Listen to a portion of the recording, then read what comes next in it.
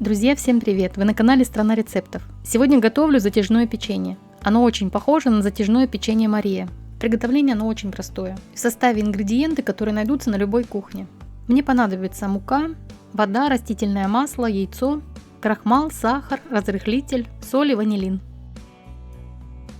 В миску вбиваю яйцо и добавляю сахар. Хорошо перемешиваю, добавляю соль, крахмал и разрыхлитель. Тщательно вымешиваю, чтобы не было комочков.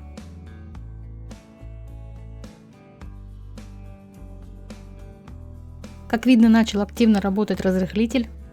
И далее вливаю воду комнатной температуры и растительное масло. И, кстати, вместо воды можно использовать молоко. Получается очень вкусно. И обязательно добавляю ванильную эссенцию. И на данном этапе постепенно начинаю вводить муку и замешиваю тесто.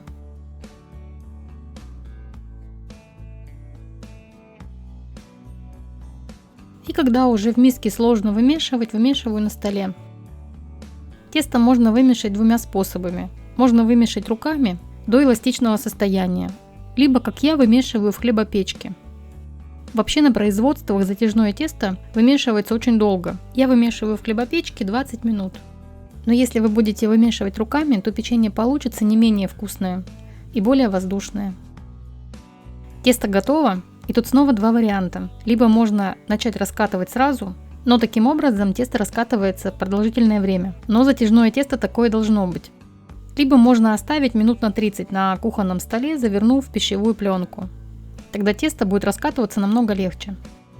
Для того, чтобы легче раскатать тесто, я присыпаю слегка крахмалом.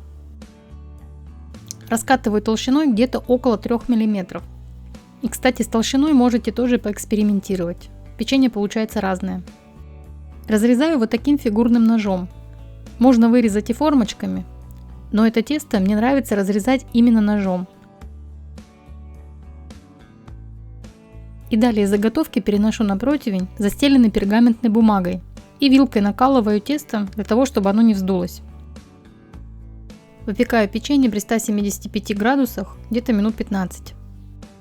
Печенье должно приобрести легкий румянец. Осталось дождаться, когда печенье полностью остынет.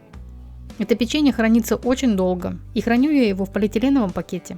Это затяжное печенье вполне можно давать детям. Я в это печенье кладу сахара по минимуму, а также можно его совсем не добавлять. Поэтому готовьте и экспериментируйте. Если вам был полезен рецепт, ставьте лайки, пишите комментарии, подписывайтесь на канал, если еще не подписаны. А я вам желаю приятного аппетита и до новых рецептов, друзья!